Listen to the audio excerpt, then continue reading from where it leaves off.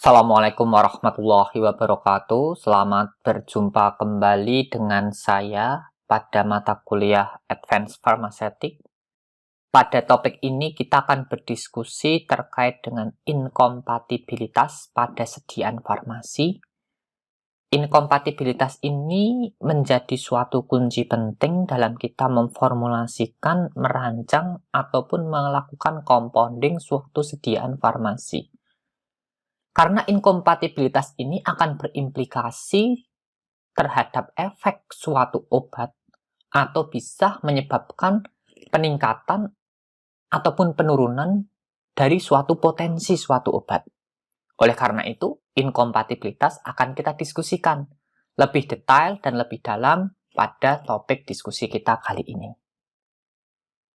Ketika kita merancang sebuah formulasi atau kita mengambil suatu sediaan farmasi, ingat bahwa suatu sediaan itu pasti mengandung bahan aktif dan bahan tambahan. Jadi kalau ada tablet paracetamol 500 mg, bobotnya bukan 500 mg, tapi pasti lebih dari 500 mg. Kenapa demikian? Karena ada bahan aktif sejumlah 500 mg ditambah dengan bahan tambahan. Jadi, potensi yang tertulis dalam suatu sediaan atau kekuatan sediaan itu menunjukkan jumlah bobot bahan aktif. Akan tetapi, bahan tambahan tidak tertuliskan di situ. Perlu kita ingat bahwa dalam suatu formulasi atau suatu sediaan obat pasti mengandung dua bahan itu, bahan aktif dan bahan tambahan. Jadi beberapa parameter terkait dengan mutu. Jadi mutu dari suatu sediaan farmasi itu digambarkan dari 5 aspek. Safety, identity, quality, potensi, and purity. Dari kelima aspek ini, kinerjanya sangat dipengaruhi oleh bahan aktif dan bahan tambahan. Misalkan, keamanan. Keamanan dari suatu obat itu pasti ditentukan dari banyaknya obat atau kekuatan sediaan di dalam suatu obat tersebut. Kalau nanti sediaannya itu dengan jumlah yang berlebih, bahan aktifnya berlebih, maka bisa saja timbul efek toksik. Selain itu, dia juga bisa mempengaruhi potensi. Kalau jumlah bahan aktif di dalam sediaan itu turun, maka kadar obat di dalam darah nanti bisa lebih rendah, sehingga dia potensinya akan lebih turun. Selain itu, bahan aktif ini juga menentukan parameter identity. Identity ini adalah kebenaran dari bahan aktif tersebut. Paracetamol 500 mg, ya ada 500 mg, tapi bukan paracetamol, ibuprofen. Kalau diminum, itu nanti juga bisa menghilangkan rasa sakit kita. Akan tapi itu bukan paracetamol, maka identity tidak memenuhi. Begitu juga dengan quality. Quality ini digambarkan oleh aseptabilitas, tapi quality ini menggambarkan quality dalam bentuk kontennya, yakni kadar obat di dalam suatu sediaan, bukan quality dari segi aseptabilitas. Karena quality dari segi aseptabilitas itu yang lebih berperan adalah eksipien atau bahan tambahan. Begitu juga dengan potensi and purity, karena purity ini sangat mempengaruhi sekali dari bahan aktif. Kenapa? Karena bahan aktif itu bisa juga ketika dia diproduksi atau pada proses manufaktur bahan aktif sendiri, ketika sintesis itu ada senyawa-senyawa derivat atau sisa dan residu hasil reaksi. Sehingga itu nanti kita sebut dengan namanya related substances atau senyawa sejenis.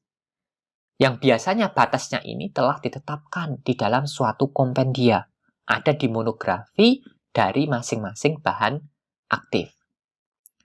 Kemudian bahan aktif ini selain dari purity itu, purity-nya ini bisa berpengaruh terhadap safety ataupun potensi.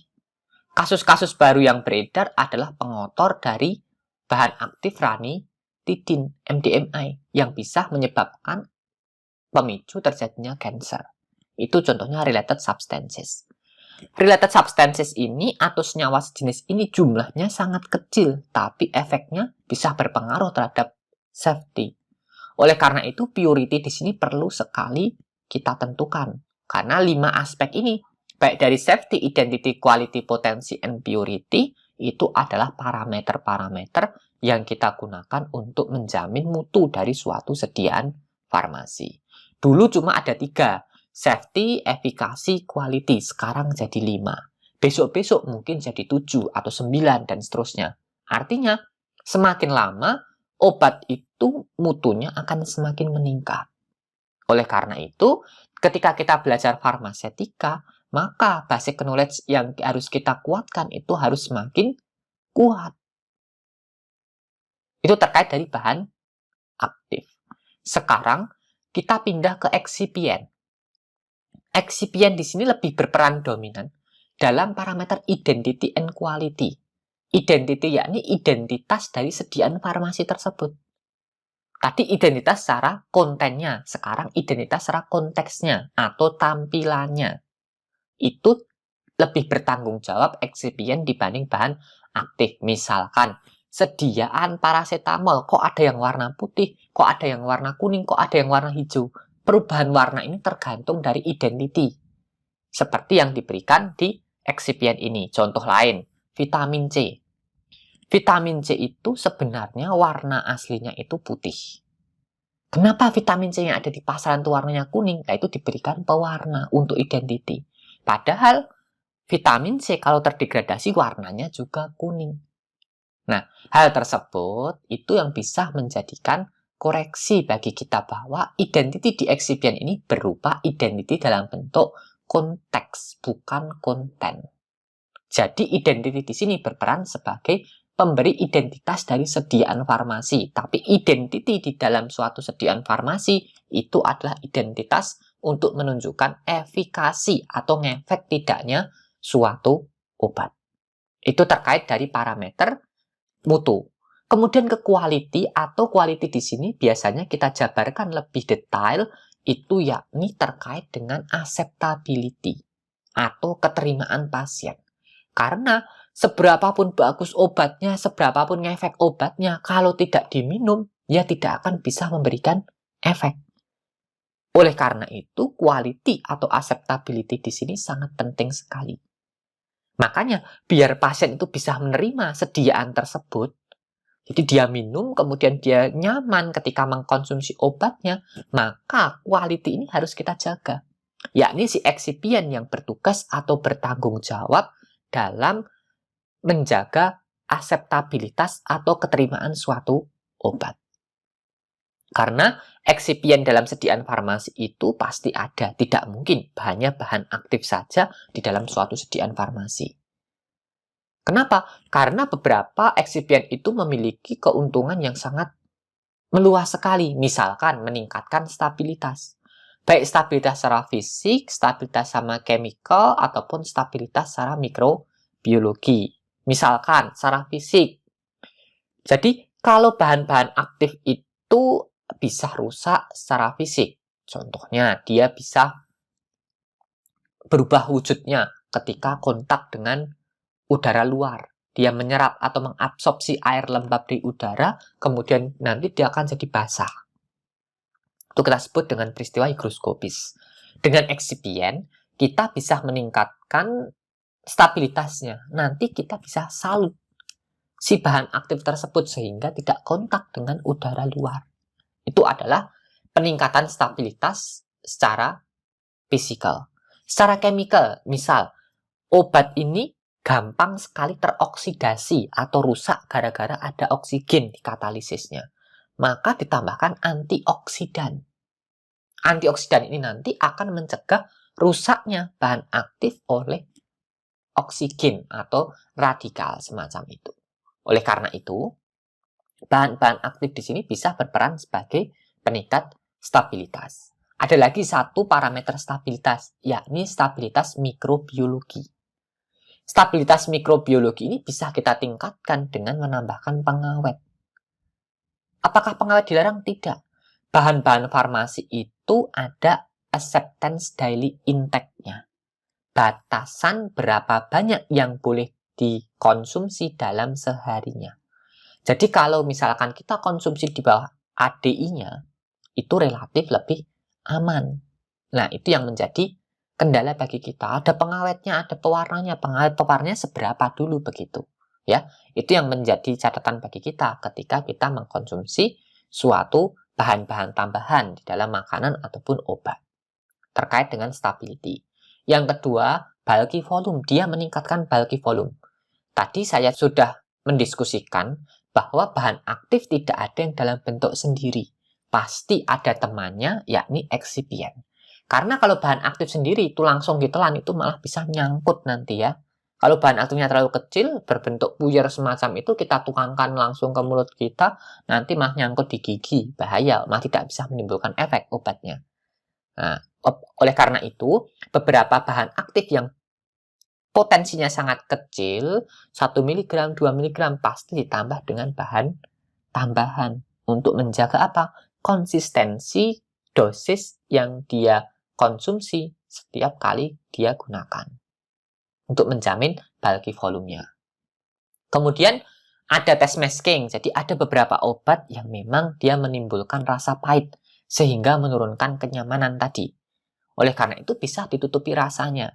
Bisa menutupi rasa dengan cara menurunkan kontak antara obat dengan sensor pahit, bisa juga mengubah rasa. Akan tapi, mengubah rasa pun kadang itu masih menimbulkan residu rasa yang atau sensasi rasa yang tidak menyenangkan. Oleh karena itu, salah satu teknologinya yakni ada teknologi namanya mikroenkapsulasi, nanoenkapsulasi. Nanti obatnya itu diproteksi, disalut secara mikropartikel atau nanopartikel. Sehingga obat yang tadi pahit tidak pahit. Kenapa? Karena tidak larut dan tidak kontak dengan sensor pahit yang ada di lidah kita. Itu adalah bahan tambahan.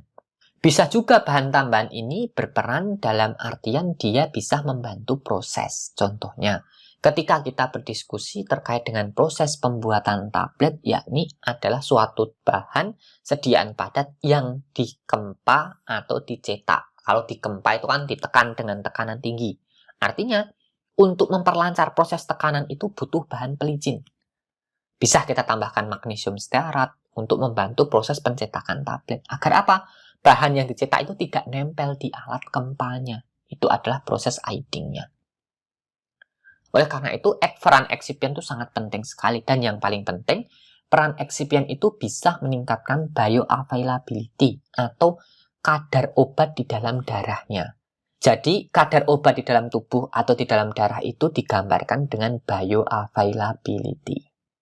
Itu bisa ditingkatkan dengan yang namanya eksipien. Kenapa? Karena suatu obat itu bisa diserap di dalam tubuh kalau obatnya terlarut. Kalau obatnya belum terlarut, obatnya tidak bisa diserap oleh tubuh. Ada bahan-bahan tertentu dan hampir semua bahan aktif di dalam farmasi itu memiliki karakteristik low solubility atau kelarutan yang relatif rendah. Oleh karena itu, ketika dalam pembuatan sediaan farmasi atau dalam formulasi, kita tambahkan bahan-bahan yang mampu mengubah kelarutan dari bahan aktif tersebut.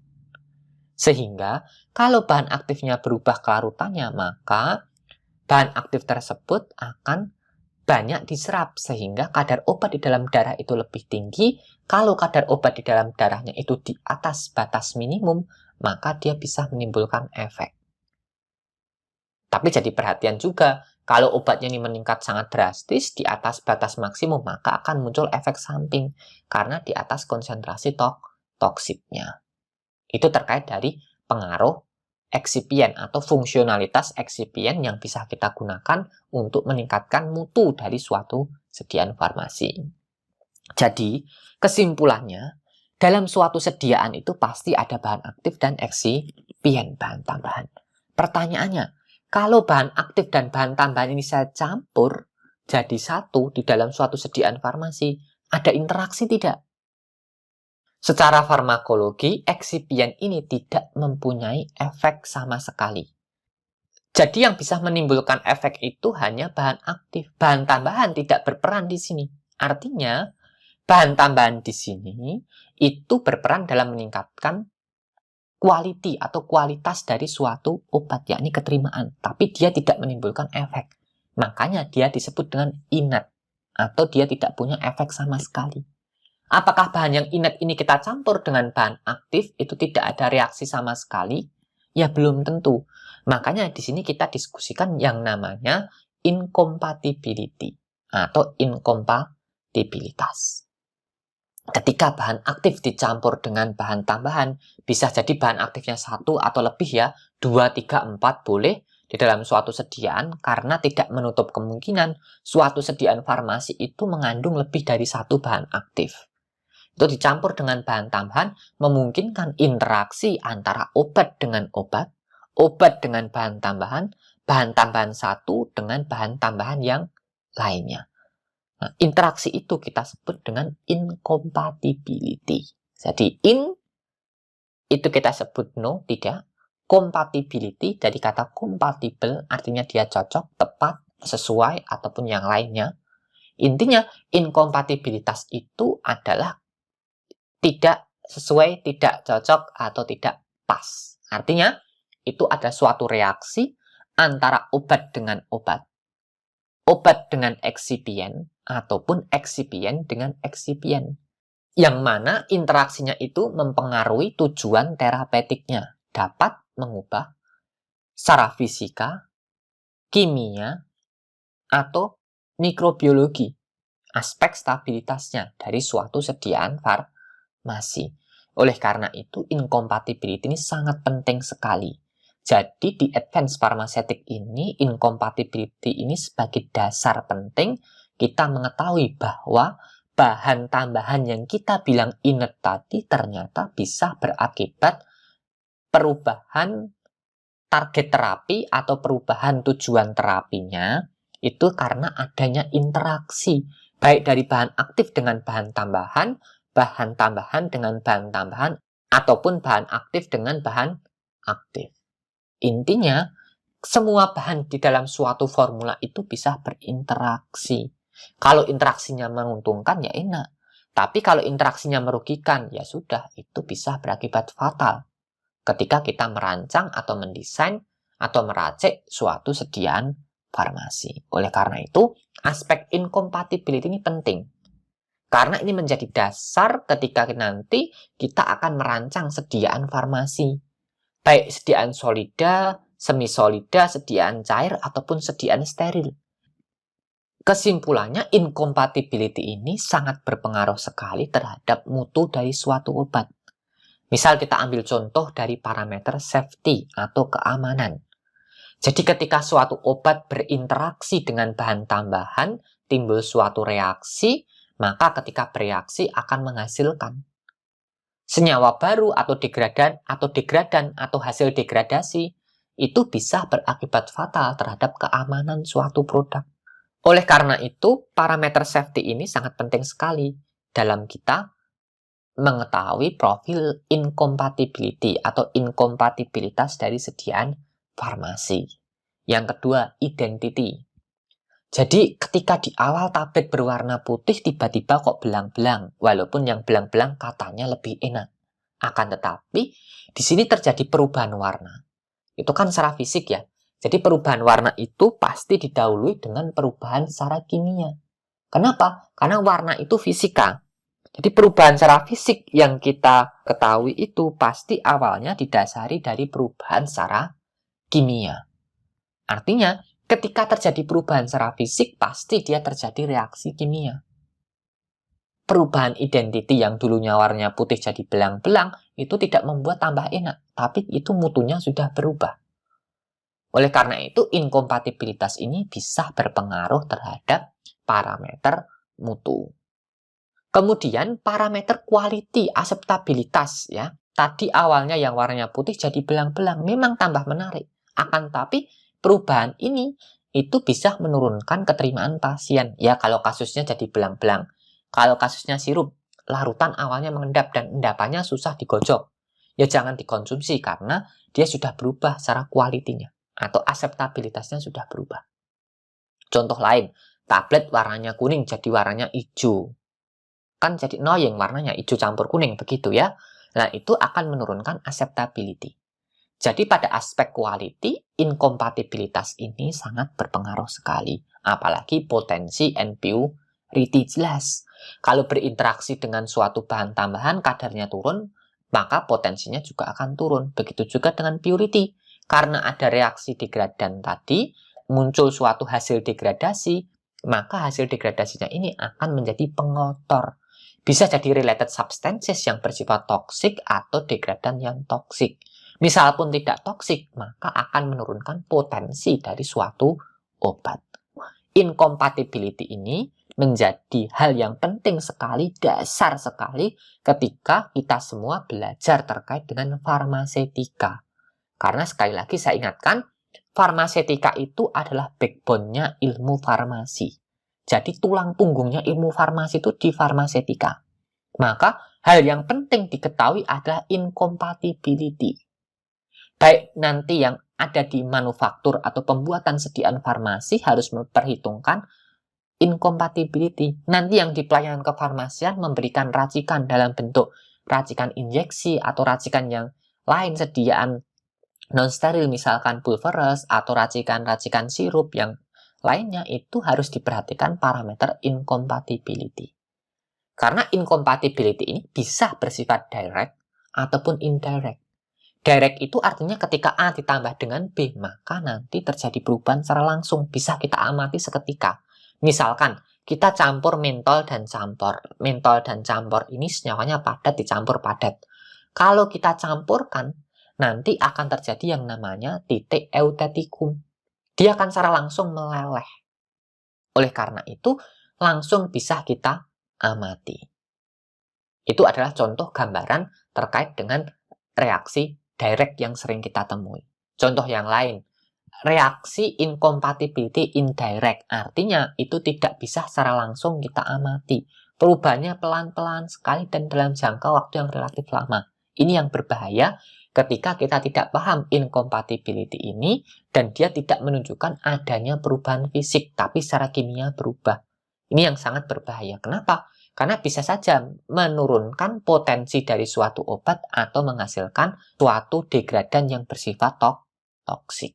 Dua aspek incompatibility tadi harus diketahui, terutama ketika kita mendesain, merancang, meracik suatu sediaan farmasi.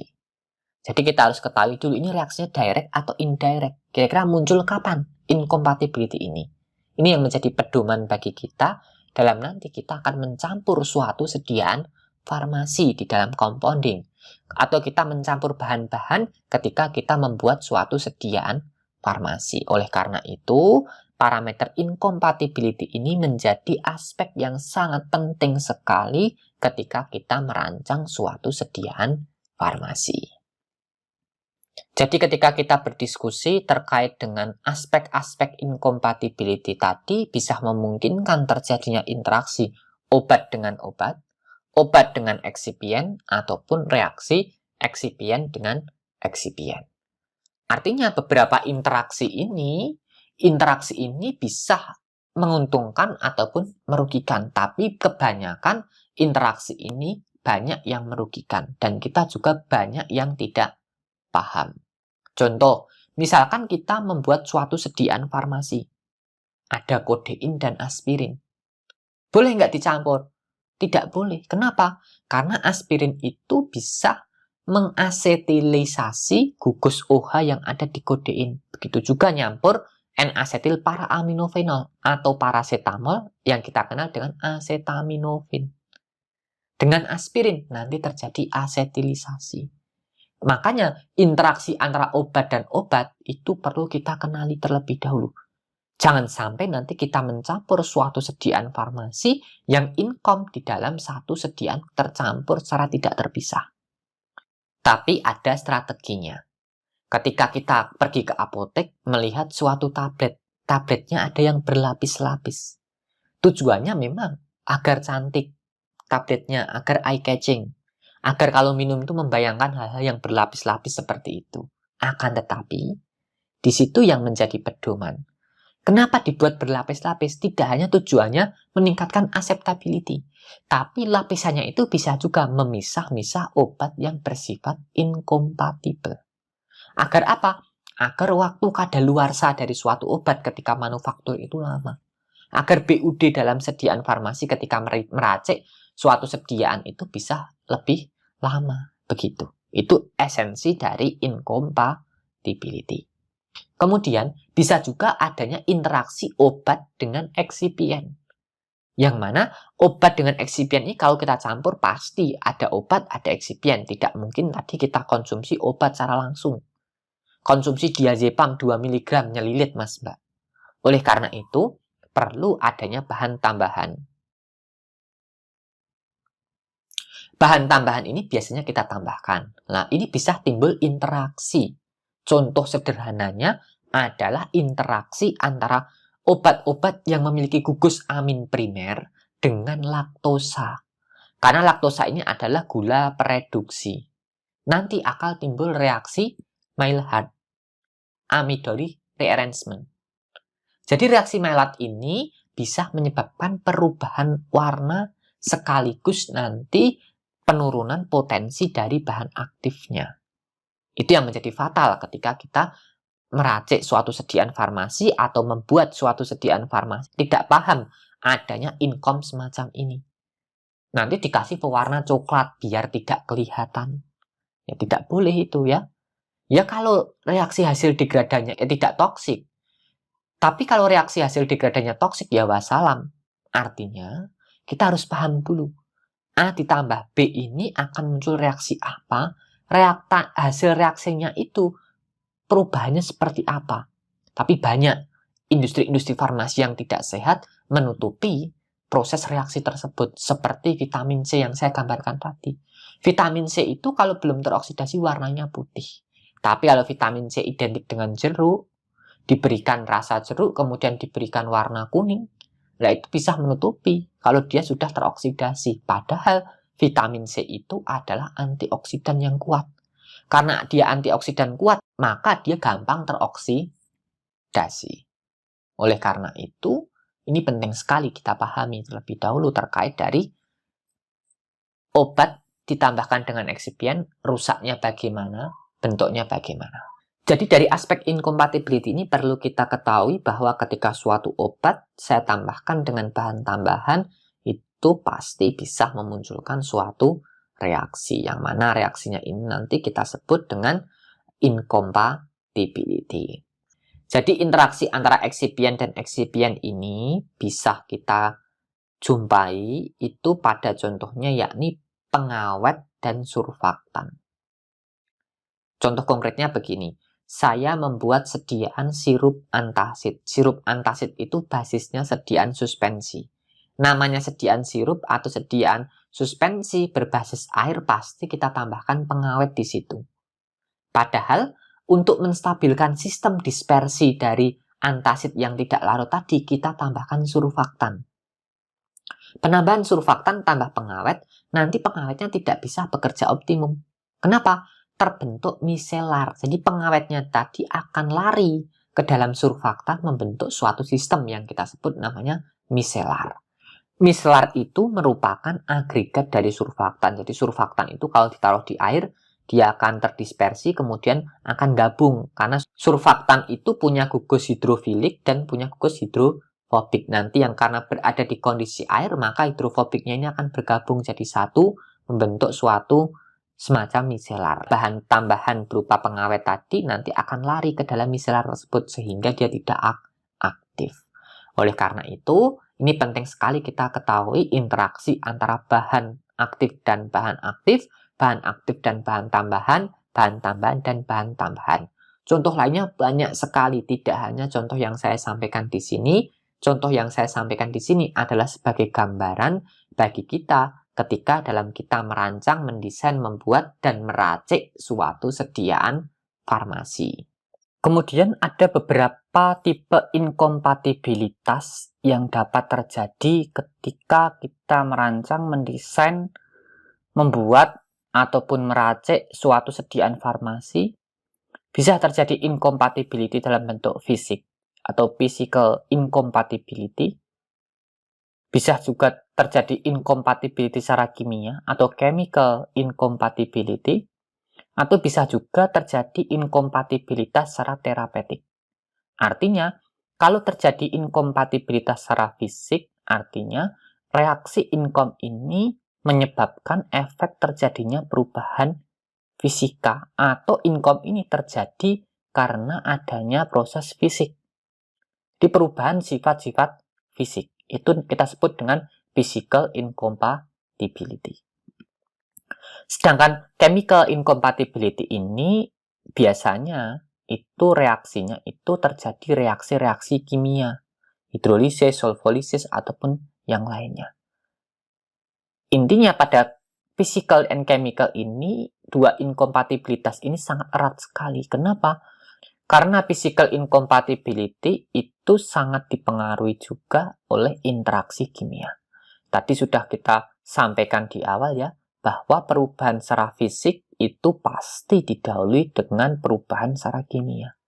Makanya dua inkompatibilitas ini sangat berkaitan erat. Karena physical incompatibility di sini itu nanti ditunjukkan dengan perubahan sifat fisik, sedangkan chemical incompatibility itu ditunjukkan dengan adanya reaksi-reaksi kimia.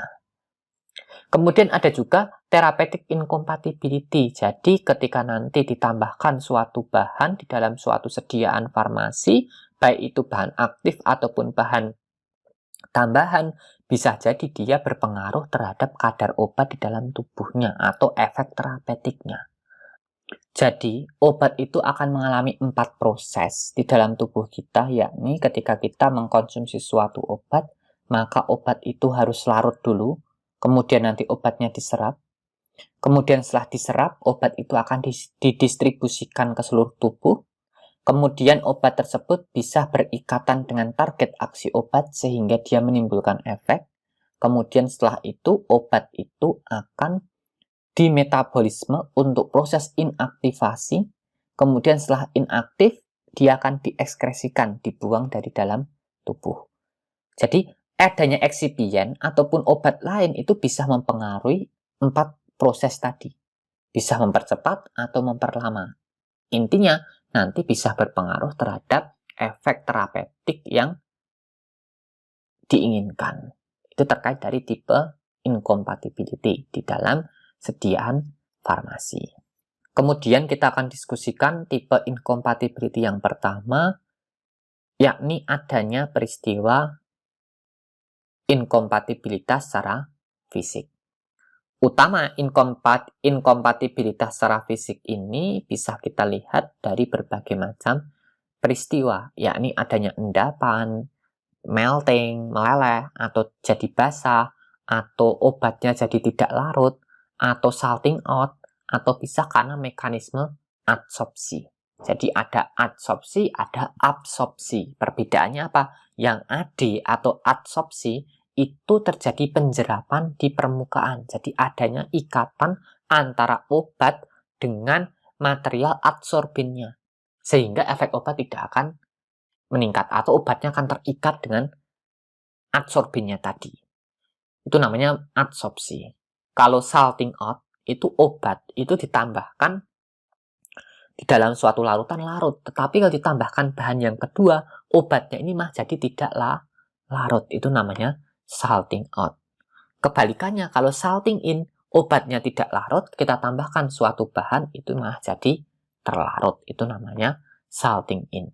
Jadi salting in, salting out, adsorpsi ini adalah contoh untuk incompatibility secara fisik. Kalau salting out jelek, kalau salting in ya bagus.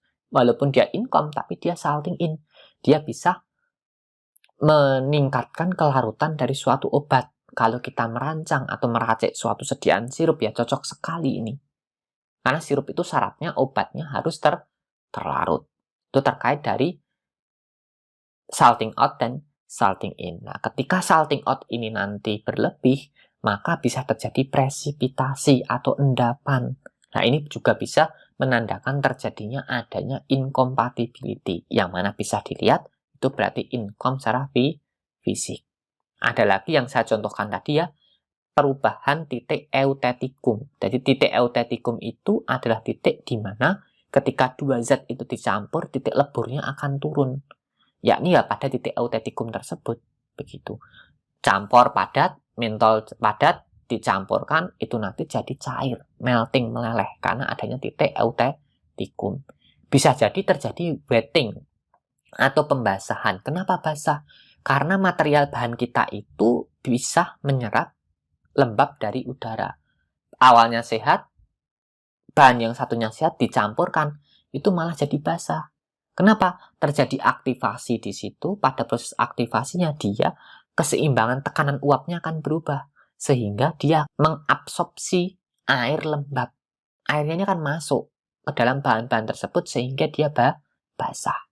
Kalau insoluble jelas dia tidak terlarut menjadi suatu padatan yang tidak terlarut, hampir sama dengan mekanisme presipitasi. Karena presipitasi itu timbul dari jenuh, kemudian terlalu berlebih, dia akan mengendap, lah endapannya ini insoluble.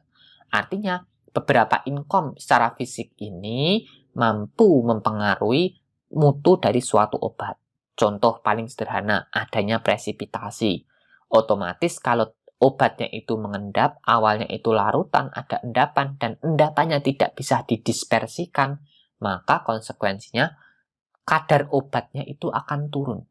Dalam sediaannya akan turun. Awalnya 125 mg per 5 ml mungkin saja jadi 50 atau 80 atau 100 mg per 5 ml.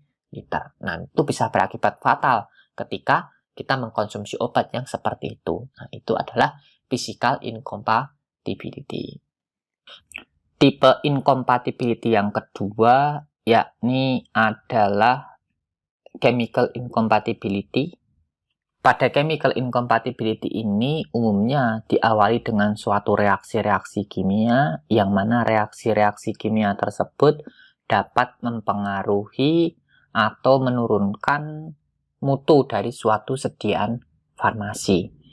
Jadi berbagai macam reaksi, yakni ada sulfolisis, hidrolisis, oksidasi reduksi, kemudian reaksi asam basa. Jadi beberapa reaksi ini mampu menurunkan mutu dari sediaan farmasi. Baik dari safety, identity, purity, potensinya. Bahkan ke quality-nya itu bisa menurun semua. Oleh karena itu, beberapa reaksi-reaksi ini perlu kita pahami. Yang paling banyak terjadi di dalam sediaan farmasi itu adalah hidrolisis, oksidasi, dan reaksi asam basa. Untuk hidrolisis sendiri, hidro itu artinya air, lisis itu artinya putus. Jadi ikatannya diputus oleh adanya air. Airnya dari mana? Airnya bisa dari bahan-bahan yang mana bahan tersebut mampu mengabsorpsi atau mengadsorpsi lembab di udara. Karena udara kita, walaupun tidak ada airnya ya, tapi kelembapan udara di daerah Indonesia itu relatif tinggi. Nah, 70-80% lah tergantung situasi dan kondisi. Oleh karena itu, air yang dapat diserap di dalam permukaan suatu bahan tadi bisa mengkatalisis reaksi hidrolisis. Nanti bisa merusak suatu sediaan farmasi, bahan aktif, atau menyebabkan reaksi incompatibility. Kemudian bisa juga oksidasi karena paparan oksigen, nanti bisa juga menyebabkan oksidasi antara dua bahan yang dicampur. Awalnya bahan satu ditambah bahan yang lainnya itu tidak terjadi apa-apa. Tapi kalau bahan satunya ini dicampur dengan bahan yang mampu menyerap air seperti tadi, bisa mengakibatkan reaksi hidrolisis. Kemudian, bahan satu ditambah dengan bahan yang lainnya, mengubah gugus fungsi, mampu mengkatalisis reaksi oksidasi. Kalau reaksi asam basa itu bisa kita jumpai kalau kita kenal reaksi effervescent. Jadi asam sitrat ditambah garam-garam karbonat itu nanti mampu menimbulkan reaksi asam basa. Reaksi asam basa di sini pasti akan menghasilkan air. Lah, air ini bisa mengkatalisis reaksi hidrolisis juga.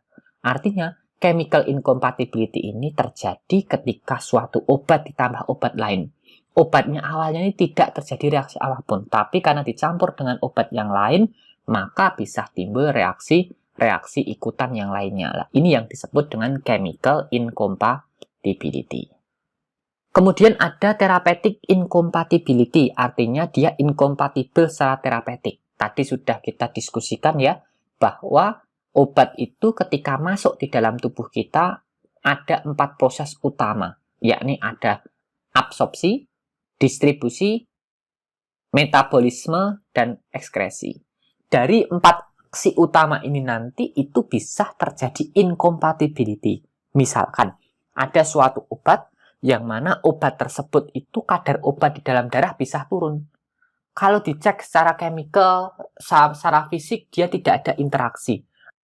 Akan tetapi ketika obat nanti itu kita campurkan, kemudian kita konsumsi, itu bisa berpengaruh. Baik dari segi absorpsinya, baik dari segi distribusinya, metabolisme, ataupun ekskresi. Contoh konkret, misalkan saya gabungkan obat-obat, kita konsumsi obat dengan obat lah ya. Obatnya misalkan beberapa obat seperti teofilin dengan kurkumin. Nah, padahal kita tahu teofilin itu di metabolismenya di hati. Kurkumin itu menghambat metabolisme. Sehingga kurkumin ini akan bisa meningkatkan kadar obat di dalam darah dari si teofilin. Kenapa? Karena harusnya obatnya ini di metabolisme, maka metabolismenya bisa dihambat oleh kurkumin. Itu contohnya drug-drug interaction lah. Interaksi antara obat dan obat itu bisa terjadi, obat dengan makanan itu juga bisa, obat dengan herbal juga bisa, obat dengan mikronutrien juga bisa. Artinya, beberapa interaksi ini memungkinkan munculnya efek baru, atau mungkin juga meningkatkan efek, atau bisa menurunkan efek tergantung dari interaksi antara obat dengan obat tadi atau obat dengan komponen lainnya. Kalau obat ini sendiri tidak. Tapi kalau obat ini kita campurkan dengan beberapa obat yang lain, itu bisa timbul beberapa interaksi seperti tadi. Itu contoh reaksi-reaksi yang terjadi seperti therapeutic interaction-nya.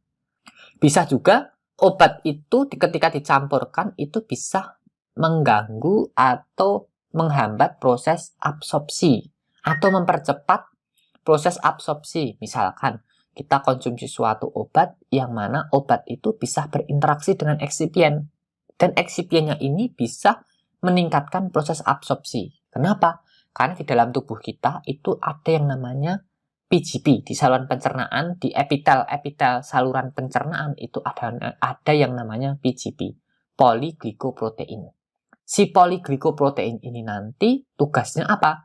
Dia akan membuang atau mengembalikan senyawa-senyawa asing yang akan diserap melalui saluran pencernaan. Sehingga dia juga sebagai protektif di dalam tubuh kita. Kalau ada obat masuk, dikeluarkan lagi, obat masuk, dikeluarkan lagi. Itu tugasnya PGP, atau kita sebut dengan efflux pump transporter. Ada beberapa bahan-bahan yang dapat menghambat atau menginaktivasi si PGP ini. Contohnya Twin 80, kemudian ada SPAN 20, dan beberapa surfaktan lainnya.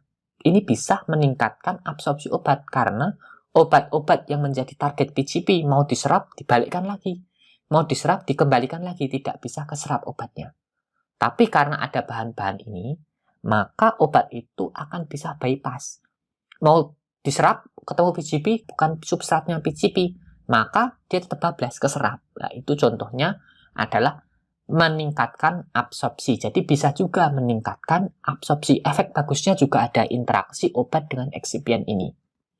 Jadi interaksi secara terapeutik ini bisa kita modulasi, bisa kita ubah-ubah sesuai dengan tujuan kita. Mau kita tingkatkan interaksinya atau kita turunkan interaksinya tergantung dari tujuan kita.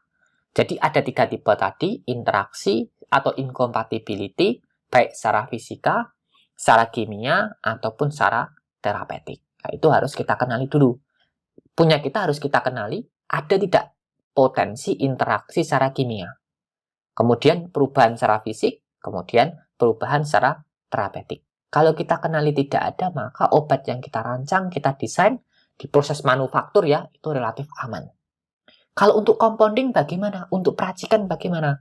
Kalau untuk peracikan, kalau dia tidak berefek kepada terapeutik, itu relatif tidak problem. Kenapa? Karena kalau racikan itu emang kita desain dan kita rancang, obat itu habis dalam durasi waktu yang singkat. 2, 3, 4, 5 hari. Jadi mungkin kan indirect incompatibility itu tidak muncul. Tapi dihindari direct incompatibility. Jadi yang indirect itu dihalangi, jangan sampai muncul. Kemudian yang direct kita cegah. Itu terkait dari bagaimana cara kita mengatasi incompatibility. Kemudian inkompatibilitas tadi ternyata efeknya signifikan sekali dan itu memberikan konsekuensi juga yang besar ketika kita merancang, mendesain, membuat, atau meracik suatu sediaan farmasi. Kemudian, apa yang perlu kita perhatikan terhadap isu-isu tersebut atau permasalahan compatibility? Jadi langkah yang pertama, kita identifikasi dulu. Ada potensi tidak antara bahan obat dengan bahan obat lainnya terjadi income. Kemudian, setelah itu kita cek bahan obat dengan bahan tambahan, terjadi nggak potensi income? Kalau terjadi potensi income apa yang terjadi? Jadi, kita harus pahami dulu mana interaksi yang bersifat direct dan mana interaksi yang bersifat indirect. Caranya apa? Kita kenali dulu aksi atau mekanisme interaksi yang terjadi nanti. Kalau interaksi kinetikanya panjang, itu bersifat indirect, seperti hidrolisis, kemudian reaksi oksidasi itu relatif agak panjang. Tapi kalau reaksi asam basa, kemudian beberapa reaksi seperti eutetikum, kemudian reaksi-reaksi higroskopisitas, itu cepat. Itu harus kita hindari. Cara menghindarinya bagaimana? Bisa kita tambahkan bahan yang dapat menurunkan efek tersebut. Misalkan ada interaksi secara adsorpsi antara bahan aktif dengan bahan tambahan kaolin, seperti itu ya, dia akan menyerap. Nah, itu kita bisa substitusi. Jadi ini interaksi secara langsung ini. Nah, kita harus substitusi bahan itu agar bahan yang kita gunakan tidak menimbulkan incompatibility. Bisa juga kita modifikasi bahannya, nanti kita pisahkan sediaannya, bisa. Jadi tidak kita buat dalam bentuk digabung, dipisah. Kalau di manufaktur dicetak menjadi sediaan tablet yang berlapis-lapis. Itu bisa.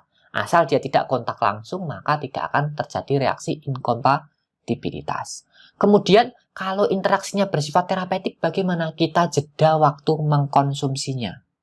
Obat A ditambah obat B, walaupun beda sediaan, kalau kita konsumsi bareng, nanti muncul namanya interaksi obat. Kita jeda. Kita harus kenali terlebih dahulu beberapa incompatibility ini dan bagaimana cara kita penanganannya, serta strategi kita dalam menangani incompatibility ini. Paling utama, yakni kita kenali dulu incompatibility-nya, kita pahami, kemudian kita ambil langkah strategis dalam penanganan incompatibility tersebut. Demikian diskusi kita pada mata kuliah Advanced Pharmaceutics kali ini. Semoga kita dalam kondisi sehat selalu. Assalamualaikum warahmatullahi wabarakatuh.